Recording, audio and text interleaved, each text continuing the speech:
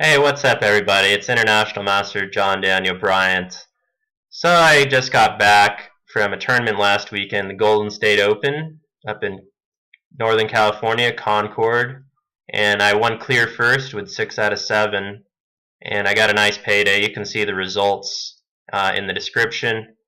So here's maybe my favorite game of the tournament. I played against a Russian guy, Sergey Nazaryev, and it gave me a good fight. So let's take a look at the game. D4, C5, and when I looked at his games, I knew he wasn't the type of player to play D5. He was going to play the move he played, C3, and so that was my plan. Okay. Now here he deviated. I was expecting G3 when I think D5 gives black a very comfortable position where it's like a terrorish defense where white played C3 instead of C4. And so I think it's a playable position. I can play for a win there. I'm higher rated, so I wanted to play for a win even though I was black. But anyway, he played bishop G5 instead, which was a surprise. The Tory attack. And so now I'll show you a line I played, which I think gives, gives some interesting play, kind of an unbalanced position where black can play for a win. And I've used it successfully against International Master. I won a game, and also this game. I have quite a good score over this line, you'll see. So bishop e7 first. If he tries to take here and take my pawn, it doesn't work because just knight a6, and if queen d6, queen a5. And if he plays b4 here, knight takes b4, exploiting this pin on the rook. And black would be better with two bishops and everything. So anyway, he plays e3, and I play b6, and I'm just saying that my bishop's going to be good on this diagonal, and we're going to try and use the imbalances and the activity of my pieces to generate winning chances. So knight bd2, and I decide to take this pawn at this moment. If you wait really long to take the pawn, it can be annoying when white can play d takes c5 himself. So that's why I like to take the pawn here. And it's the most popular move in the database. And he takes to the e-pawn. C takes d4 would lead to similar play as the game, but the structure is, significantly different. And I think I was happy to see e takes d4 because c takes d4 is kind of symmetrical, and I would have less winning chances than the game, I think. But he is playing aggressively. Okay. And now this move, knight c6. So one of the things in the Tory attack is that oftentimes it's a good idea to wait to decide when you're going to castle. You generally don't want to castle until white castles, because if I was to castle right here, he might have some attacking ideas. Maybe. But alright, maybe I'm just fine here as well. But anyway, I have specific ideas in mind with the move knight c6, as you'll see. Queen e2, and now knight d5. And the idea is that after he takes, I take with this knight that was on c6, so now you see the purpose. And I'm planning to do knight f4, since this bishop is gone. And knight g6 could also support that knight f4 idea. So I could show you a sample line where white just dies. For instance, he could play g3 here, and let's say, well, this will be actually similar to the game, but let's just say like here something. Castles, knight g6, and then he plays knight e5, for instance. And immediately he loses because of this sacrifice here. Take, take. Oh, wait. No, wait, this one doesn't work. Wait, does it? Oh, yeah, this does work. Okay, so knight h... I'm threatening to take his queen and knight h3, so he needs to play queen e3 to defend. Queen g5 check, queen g3, and the knight h3 is mate. So that's, one of the ideas, using the knight f4 attacking scheme along and this diagonal. But anyway, it's a fantasy. Maybe it would happen, but maybe not. So I played rook b8 here. G3 stop knight f4. And the idea of rook b8 is just so that he can't... On bishop a6, I just played bishop a8. And it's not like trading the bishops is going to give him a really good position or something. It's just that I have better winning chances if I can keep the bishops on the board. And I had the feeling, from the start of the game that he was trying to probably going to steer the game towards a draw and play safely. That's the impression I got of his style and how he would approach playing a high-rated player. So yeah, rook b8. It may give me like a cent-upon loss in the computer, but I think practically speaking, it gives me better winning chances since it prevents the trading of the light bishops. Okay, so castles. He castled. Now I can castle. Knight h4 with the idea to play f4 like I did. And you see with this f5 scheme that I have a nice control along the light squares. If I could ever get my queen to c6, that could be very dangerous for him, since I'd have all kinds of mating ideas. But also I have nice squares for my knights here. So that's another thing. Okay, I played king h8 with the hope of playing h6 g5 at some point. Rook e1, queen c7. And queen c7 has the idea of, well, anytime he goes, let's say he plays c4 here. It's a good move.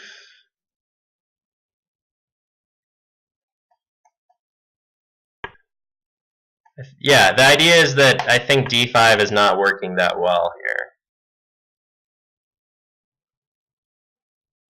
Rook e8 takes, and if he takes here, then knight d5, queen, and after queen takes f5, queen c5 check has devastating consequences. So, yeah, that's one of the ideas of this queen c7 move, besides from just being a normal developing move. Okay, so yeah, one of the ideas in his position, if I was to do nothing here, like king g8, is that he'd have this c4, knight f6, d5 thing, I think. Oh, I guess it was never really that big of a deal. The computer doesn't think it's a big deal. I thought it was, because if I take, then this knight hangs, but apparently computer doesn't think much of that. Okay. So anyway, queen c7, knight df3. So I guess he wants to put this knight on e5 and hope to play knight g6 someday, maybe. Knight f6.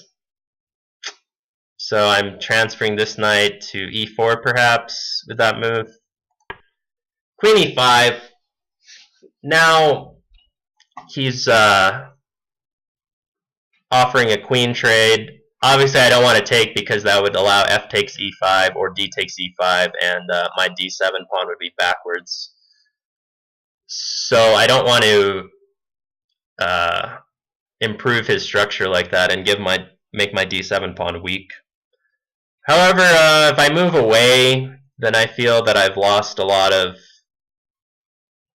a lot of time and initiative. For instance, like queen d8, queen d6. I guess queen d8 is a playable move, but I felt that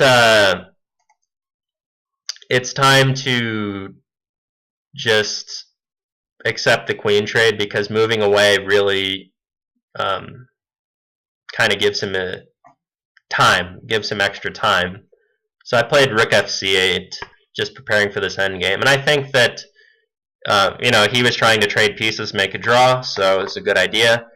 And I think that my rooks are in a good position now for this endgame, because I have ideas of pushing this b pawn up the board, and the rooks are in a good position for that plan. So now knight d2, because he decides he wants to put the other knight here back to f3. h6 with the idea of g5, so he brings that knight back to f3. And now I played knight c8. I think is kind of a cool move, and the idea is just to maneuver to d6 and then maybe to e4. So I think that that's a good idea, kind of cool. Knight e5, knight d6, a3. So the idea of a3 is just to gain a tempo against my b5, a5 intentions, where I played b4. So now he's already prepared for that. And also, I remember another idea was, say he plays knight b3 here, then I would have bishop d5, and if he moves this knight back to d2, then I would be able to take a2. Whereas now the on a3 the pawn is safe. So that's another idea behind a3. So now b5, starting some. I thought it might be possible to play knight c4 sometimes. For instance, my next moves would be bishop d5 and knight c4. So that's why he played a3 already, so that if I do play, I could have played bishop d5 but then just c4, right? So a3 was really smart. Now when I play b5, he's ready to play knight b3 and come into c5. So the whole knight c4 thing is not there anymore. So I went knight d4 after thinking for a while. I was really debating knight c4, knight fe4, knight de4 were the moves I was considering. But ultimately settled on this one. Bishop e4, knight e4, and now he surprised me with this move, knight c5, which, as it turns out, is the top computer choice. It's a very good move. And the idea is that I can't take, because he takes here, and well, my rooks are forked, so obviously I'm lost there. And if I'm not able to take this pawn, and I play, for instance, I don't know, bishop d5, then he plays b4, and that's pretty annoying. And I don't know, I think this position, maybe it's okay for me. Okay, computer says my position's terrible, like I thought. So yeah, this would not really be great. Although I don't think I'm lost here. I didn't really want to allow this. I wanted to win this game, and as it turns out, after knight c5, there's a surprising move here, which gives me some winning chances. After all, it keeps the game interesting, and that move is d6. Strangely, I'm giving up this e6 pawn for no reason, right? So he takes it. I move my rook back. And when I played d6, it's kind of funny. He was like unimpressed, and he kind of like shrugged his shoulders, like, and then he was like reaching for his knight to take the pawn. But then he realized, seeing this position in his head, that this knight here is actually trapped. So it's more complicated than a simple, why you give me free pawn, you noob. So, but he has a good way forward here. He played rook takes e4. That was strong. And the idea is that you'll see he can now free his knight here with this maneuver, knight f7, king g8, knight d6. So now once he removed this pawn, the knight can return to c5. And this knight can avoid execution by taking this bishop. So some clever tactics here by both sides. Rook c6, knight takes e4, rook takes e6, knight c5, rook e2, just putting my rook on the most active square. And I thought I was close to winning here. Like, I had a good feeling about it. And but the computer thinks that the position is just equal, actually. Rook f2, rook b e8, knight d3 is a nice move. And I just thought, okay, rook e3, I'm threatening to play rook takes f2 followed by rook e2. For instance, let's say he played well, it's hard to suggest any move other than the one he played, but for instance, this position would just be lost for him. If he played, yeah, it's just hard to suggest any move other than king f1 here. Or king g2, yeah. King g2 maybe is a possible move. But then take rook e2 again.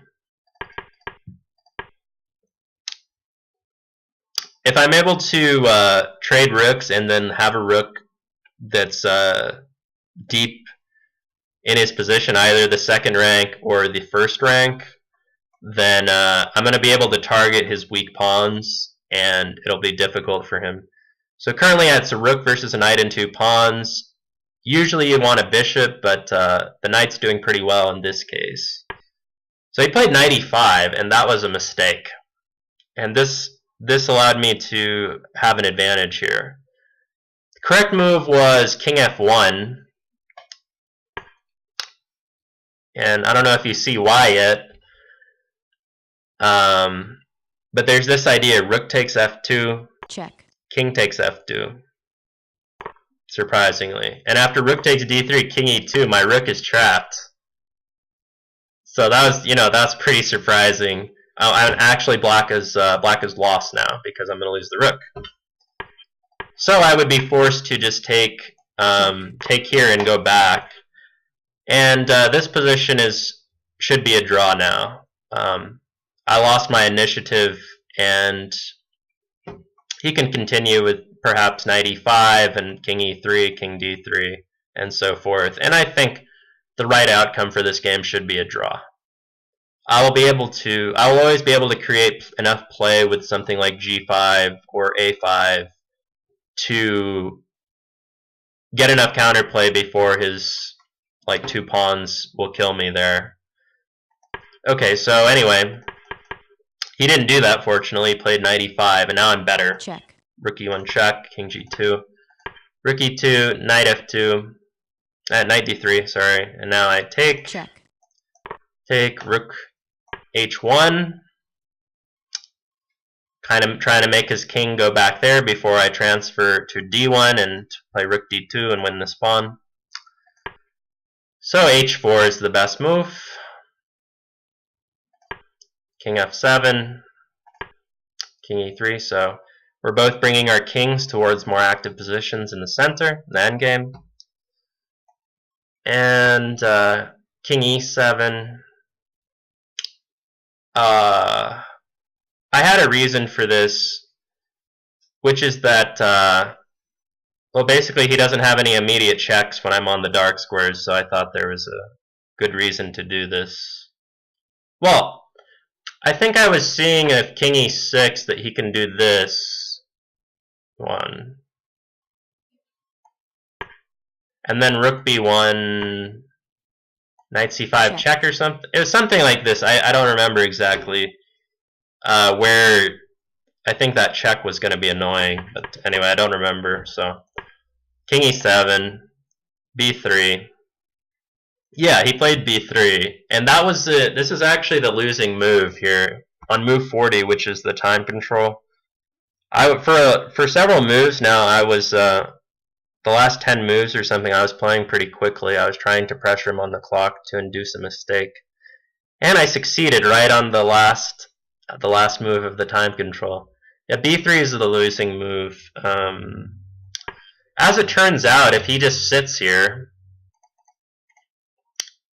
just like moves his king here or something, this king can always defend this pawn when if my rook attacks it, and then this knight defends this pawn, which defends all of his other pawns. So he has a fortress here, believe it or not.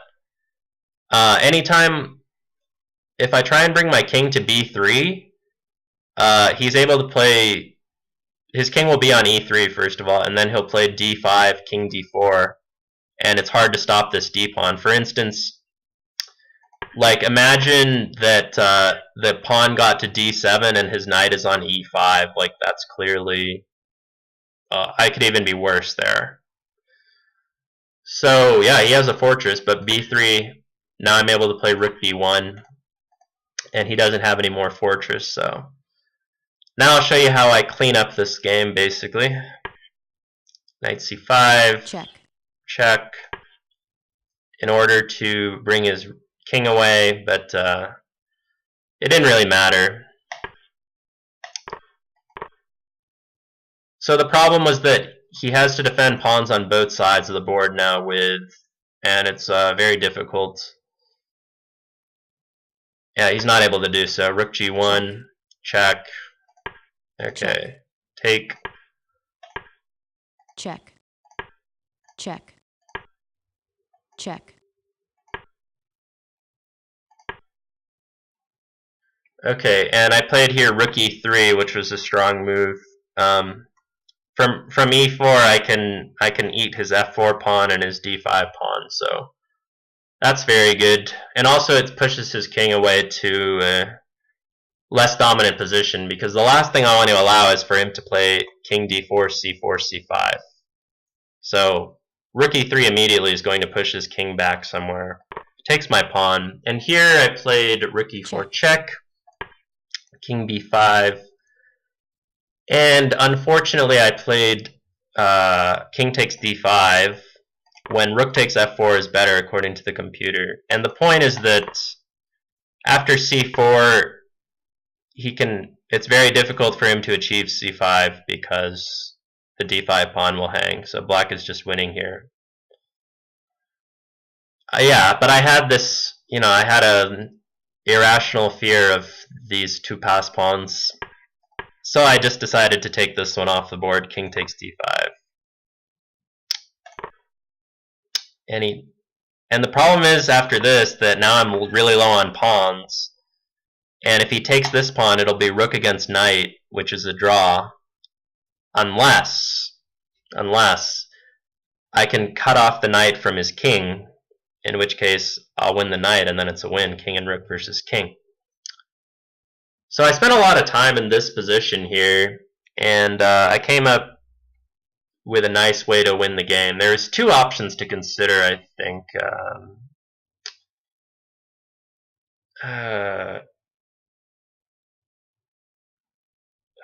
But anyway, I'll show you what I did choose. I chose this move a6, which is very nice, check. I think. And the idea is if he takes, then just rook f6 will pick up the knight. So he has to play king a5 here. And now another nice move, king c6. So the idea, if he takes the pawn, then rook takes a4 is mate. And when I was considering that earlier position, I came to the conclusion that the concept to realize to win is that I'm going to cut his knight off from his king, basically, and win the knight. Because the knight, it's a long journey to this king here. The rook is very good at trapping knights on the edge of the board like this. So h5, and now I played this plebeian move, king b7, which is good enough to win, but the computer shows a more elegant way, rook h4, which wins much more swiftly. And so after something like knight g8, rook takes h5. Check. I wouldn't have gone for this line because of king takes a6, but the computer shows that rook e5 here is a key move, threatening rook e8. And after some tactics like this is really cool. Knight a6, there's this move rook e6, and I think that this position deserves some like gold thrown at it, because it's just so cool. If he goes king a5, or sorry, if he goes knight f7, then I go king c5 check. Check. And since king a7 loses the knight, he has to go here. And then there's this fork with a mate, or I take the knight. And also, if he goes this way, then I go this way. Check. And if king a7, rook e5 forks the knight, it's the same idea. So I think that that's really cool. Finally, if he goes knight g8 or knight g4, there's rook e4 or rook e8, threatening mates. So I think it's there's really beautiful geometry in this position. It would make a nice study if, I don't know, say like white had more pawns on the board and you had to do this to win. Okay, but anyway, I played the more prosaic way. I played king b7, which is still good enough to win. Check. Check, king b4 takes. And in general, even if this knight did get back, I would still have good winning chances. But I don't have to allow that, though. His knight is very far away from home, and I will prove it. Knight f6, rook f5. So now knight e4 is impossible due to rook f4, winning the knight on that score. So knight d7, king c6. Check. Knight b8, king c7. Check. Knight takes a6, king b6, knight b8. And rook f7 traps this knight, and my king is going to eat the knight in the next two moves. So white resigned here. So that was quite a struggle. I had to spend a lot of time to find these knight trapping ideas to make sure that I had everything under control. And it was a good game. I hope you enjoyed the game. Like and subscribe if you like my videos. You want to see more. I'll see you all later. Peace.